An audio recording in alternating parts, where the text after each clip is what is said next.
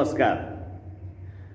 अपन आयुर्वेद के बारे में जो जानकारी ले रहे थे उसमें अपन ने एक विषय रखा योग व्यायाम। आज छोटा सा मित्रों के साथ में प्रयास है कि थोड़ा बहुत आपको बताया जाए सभी संधियों का व्यायाम किस तरीके से होता है। पहला, जैसे अपन अंगुलियों का व्यायाम करते हैं, अंगुलियों को ज़ोर ज़ोर से खोलना और मुट्ठी बंद करना, कभी अंगूठा अंदर कभी अंगूठा बाहर। ये अपना अंगुलियों का व्यायाम है जो अपन 2 मिनट तक कर सकते हैं। इसी क्रम में अपन आगे चलें तो अपनी कलाई का व्यायाम चलता है, अंदर की तरफ से बाहर की तरफ घुमाना, बाहर की तरफ से अंदर की तरफ घुमाना।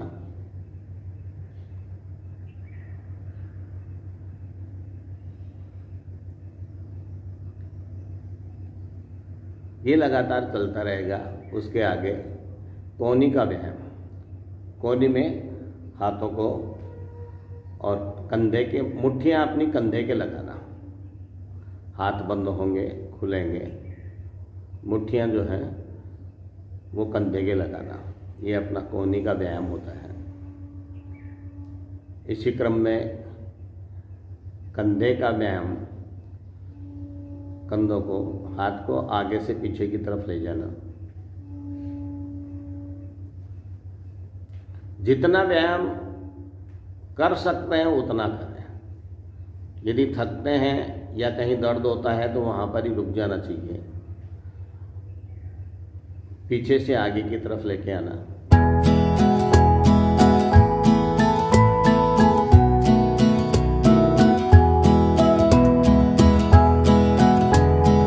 छोटा सा कमर का व्यायाम, अपने पैर खोलना और दोनों पंजों के विपरीत हाथ लगाना, झुकते हुए दोनों पंजों के विपरीत हाथ लगाना।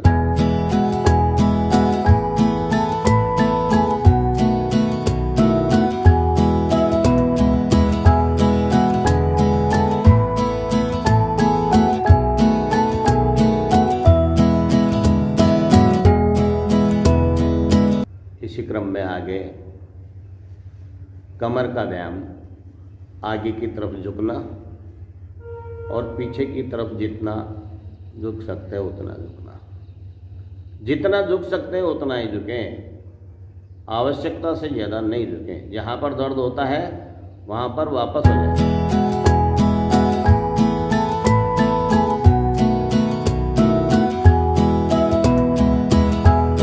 जितना कर सकते हैं उतना करें। इसी क्रम में बाईं तरफ और दाईं तरफ शरीर को घुमाना, गर्दन भी साथ में घुमे।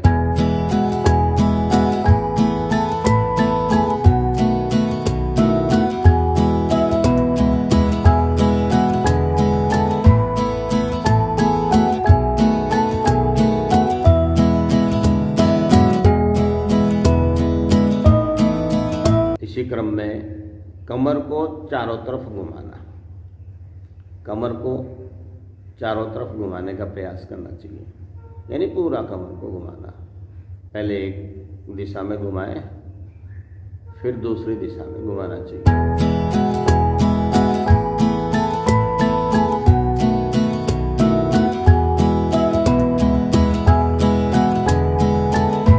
इससे देखेंगे अपनी जितनी भी शरीर की क्रियाएं हैं वो धीरे धीरे तेज गति से होने लग जाती हैं। शुरू में व्यायाम शुरू करता है तो क्रियाएं धीरे धीरे चलती है, उसके बाद तेज हो जाती है। बैठेंगे, खड़ा होने में थक जाते हैं, उसके बाद बैठना। बैठने के बाद अपने पैर सीधे करके अपने पंजों का व्यायाम करना। पंजे आगे की तरफ झुकाएं, पीछे की तरफ ले जाएं।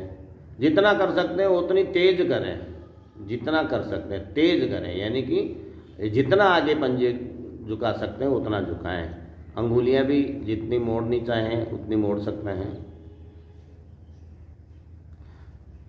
पैरों को कलाई टखनों का व्यायाम करने के लिए पैरों को चारों तरफ घुमाना, चारों तरफ, बाहर की तरफ से अंदर की तरफ लाना,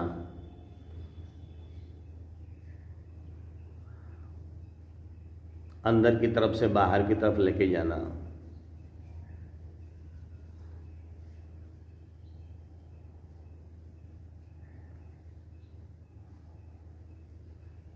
आजकल एक सबसे बड़ा रोग आ रहा है L4 L5 का जो रोग बताते हैं डॉक्टर, उसके क्रम में एक सस्ता सा एकदम हल्का व्यायाम होता है। लेट जाएं, लेटने के बाद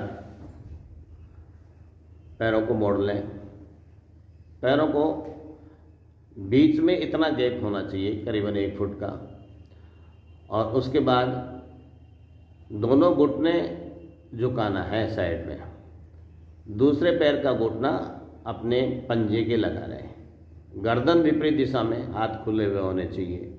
वापस आएंगे, वापस दूसरी तरफ उसको घुमाना, गर्दन दूसरी तरफ, विपरीत दिशा में गर्दन होनी चाहिए।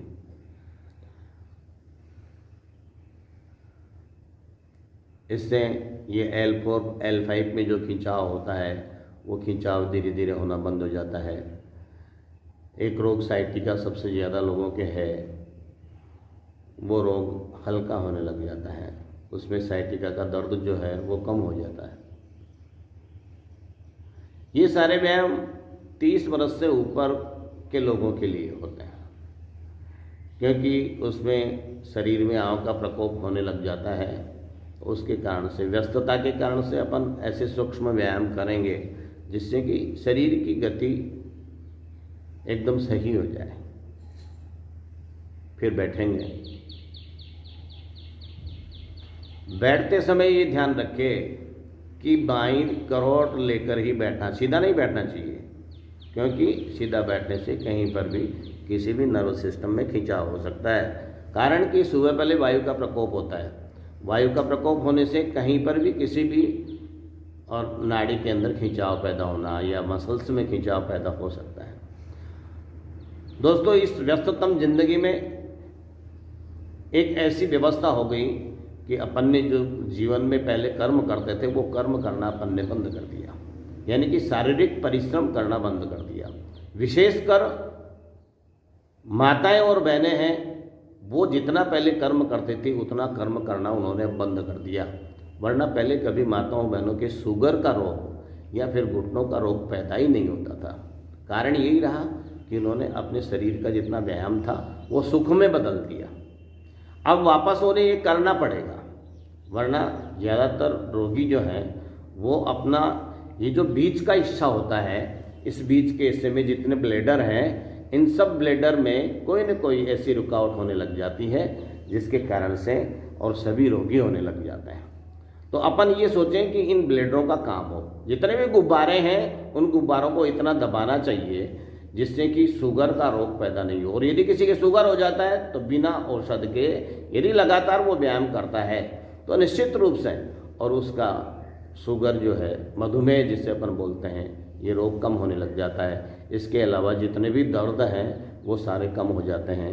पैंक्रियाज से इंसुलिन निकलने लग जाता है, पित्ताशय से पित्त निकलने लग जाता है, मूत्राशय से पूर्ण रूप से मूत्राशय खाली हो जाता है, मलाशय से पूर्ण रूप से मल खाली हो जाता है, और सबसे बड़ा अंग जो लीवर अपना काम आता है वो ब्लेडर बार बार दबाव के कारण से और निश्चित रूप से वो अपने सक्रियता लेके आता है। इसी क्रम में अपन करते हैं तो झुकने का कार्य, पहले बहुत झुकने का कार्य होता था, तो अपन झुकने का कार्य करें। एक पैर के घुटने के नीचे और दूसरा पंजा दूसरे पैर पे घुटने के ऊपर रखना है। हाथ अपने किसी भी तरीके से रख सकते हैं। अब अपना प्रयास सामने झुकने का नहीं होना चाहिए। शुरू में सामने झुकने से कोई भी नस में खिंचाव हो सकता है, इसलिए दोनों साइडों में झुकना, यानी कि दोनों घुटनों के नाक लगाने की कोशिश करना।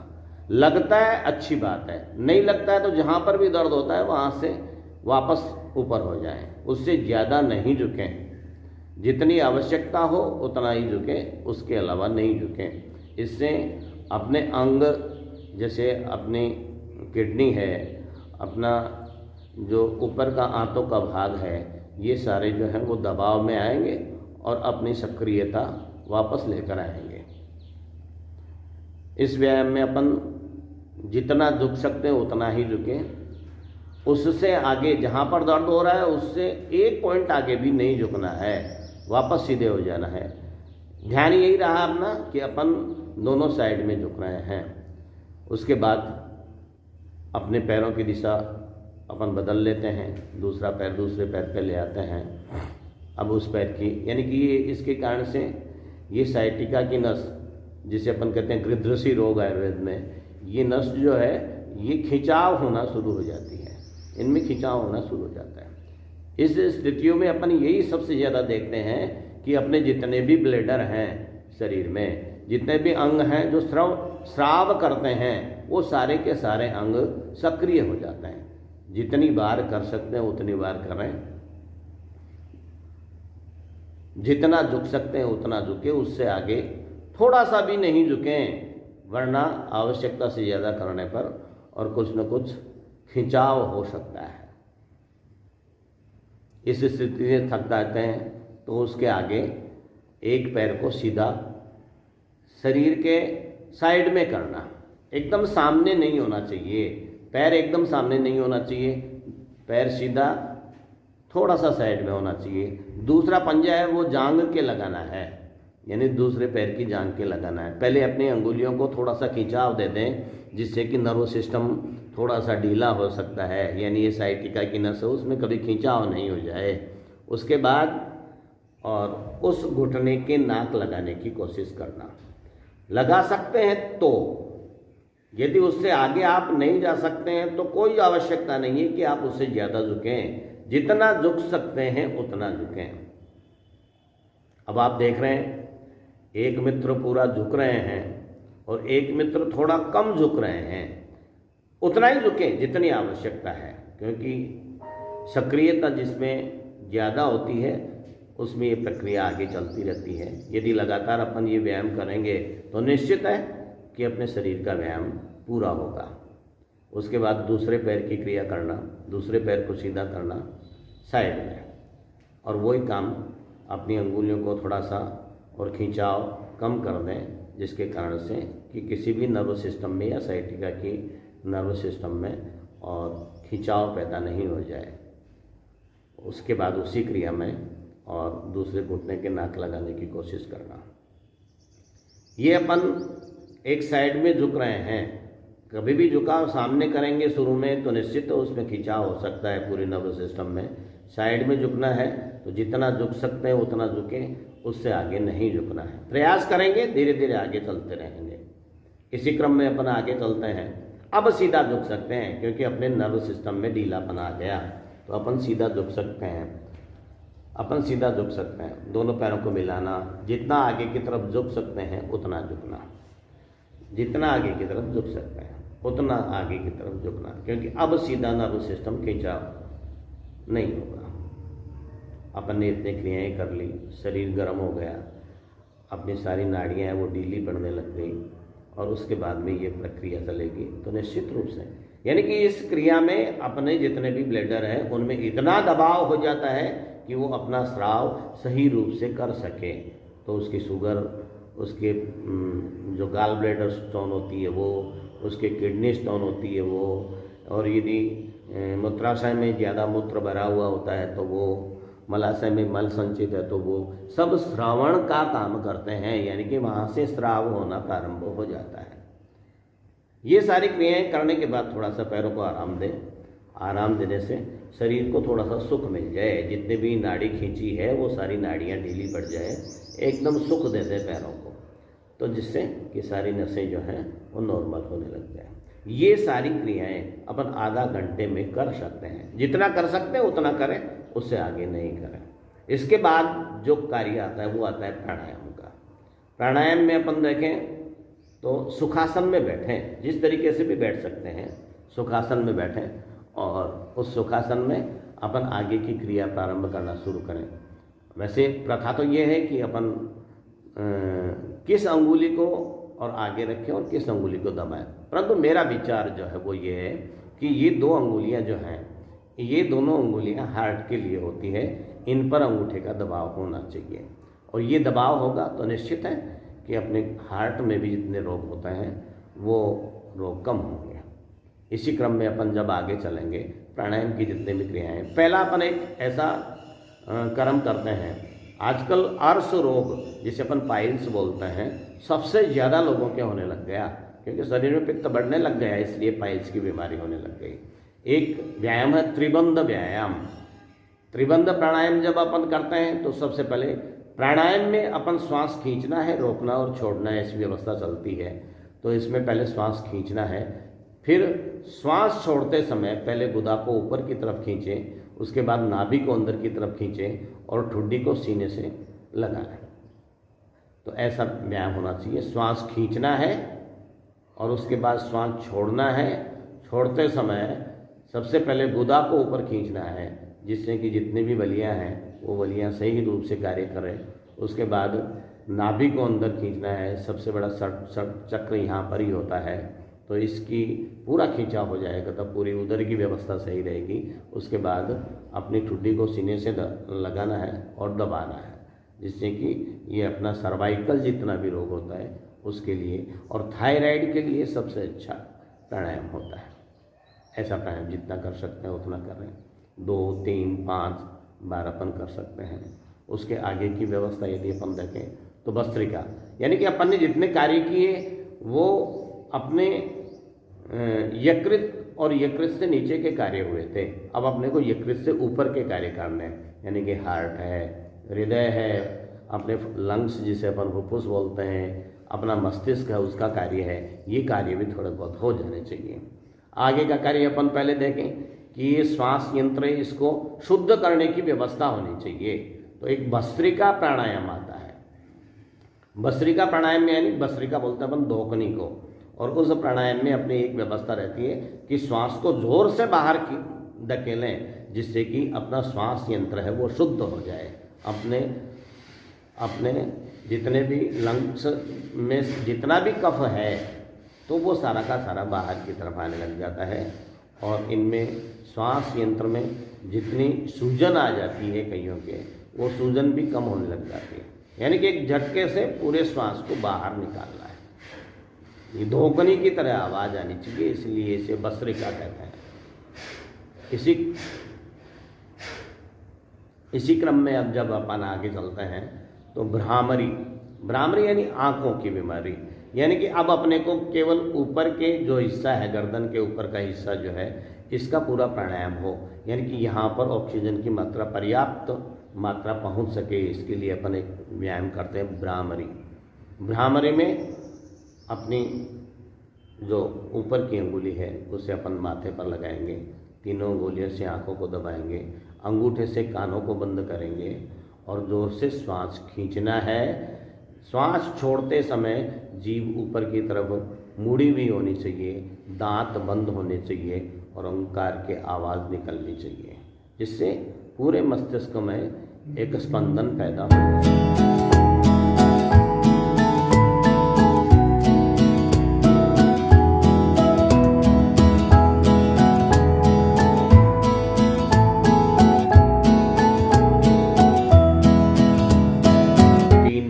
5 बार अपन इस व्यायाम को कर सकते हैं।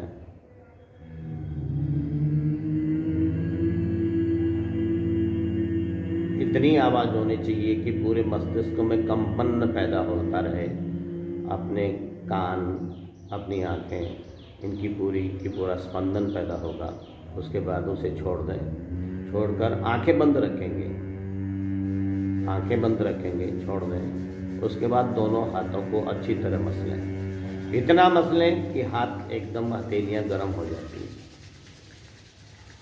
अब उसके बाद ये जो ताप है हथेलियों का, ये आँखों को दें।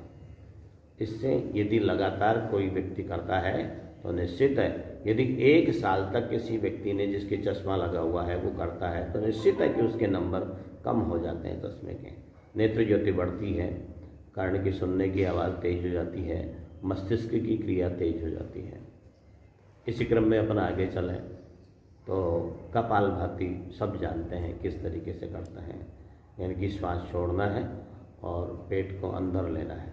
एक झटके से श्वास छोड़कर पेट को अंदर लेने की क्रिया होनी चाहिए। कपालभाति अपन कर सकते हैं, जितना कर सकते हैं उतना करें, उससे आगे नहीं करें।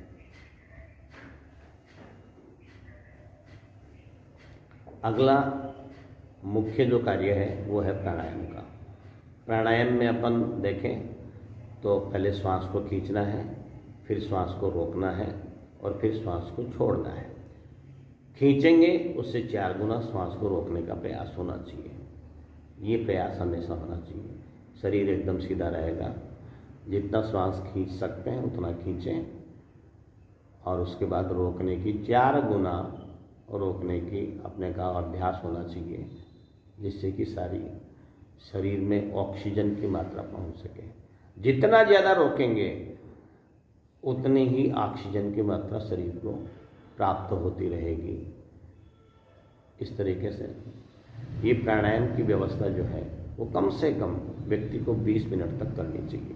जैसा कि पहले मैंने बताया कि योग व्यायाम 30 मिनट तक करने चाहिए और प्राणायाम की व्यवस्था 20 मिनट तक करनी चाहिए। यदि कोई भी व्यक्ति लगातार ऐसी क्रियाएं, ऐसा व्यायाम करता रहेगा तो निश्चित है उसके L4, L5 या फिर सर्वाइकल पेन या फिर शुगर है या फिर किडनी में पथरिका है या फिर पित्ताशय में जिसे अपन गाल ब्लैडर बोलते हैं उसमें पथरी होना है या फिर एसिडिटी का है या फिर विबंध जिसे अपन कब्जी बोलते हैं, ऐसी कोई बीमारियां जो हैं वो उसके शरीर में अपना घर नहीं करेगी।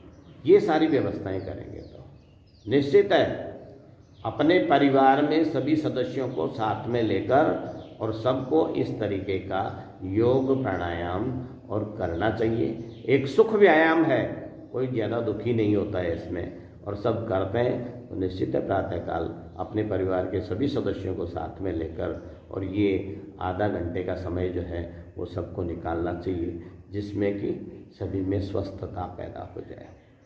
धन्यवाद।